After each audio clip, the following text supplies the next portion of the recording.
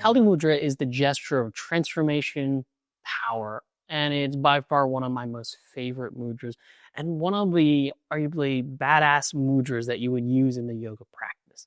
Now, Kali is a deity in the Vedic perspective, and Kali is the goddess of time, change, transformation. And in many ways, Kali is the fierce warrior goddess that cuts through the bullshit, that cuts through the ego and the illusion of all the things that make us feel as if we're not good enough. So Kali cuts through that noise, cuts through the nonsense, and finds the true self ready to transform and to step into our power. It's such a great story and idea, and we can really bring that to life through the practice and with the gesture of our hands. Now, what I love about how this mudra works, it almost feels like it represents Kali cutting through. And the way it works is you interlace the bottom 3 fingers and you leave the index finger pointed out, connected and touching, with the thumbs crossing over the top to seal and have the fingers interwoven. Now, in many ways, the index finger is representative of like the sword, Kali's sword that cuts through.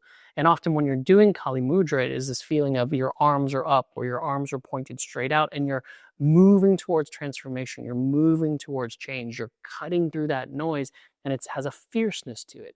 So you'll see this oftentimes in postures like Tadasana, when your arms are up, or you're doing a variation of a warrior 1, or something where you need this fierceness, this strength, this courage. And it's really about building that inner strength. It's about having the power to release that which doesn't serve you anymore.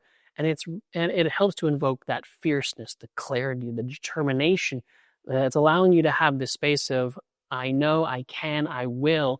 And it's a really beautiful gesture to use in practice. You can, of course, use it in a meditation practice. And oftentimes, if you're doing Kālī Mudrā, you'll have it here at the heart center as a way to kind of bring that into a feeling.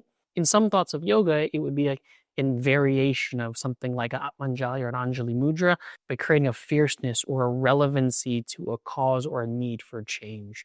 We know there's a need for change. We know there's a need to step into our power. And we know that having a practice that enables that and embodies that is such a valuable aspect to how we can bring yoga into our lives, both on the mat and off.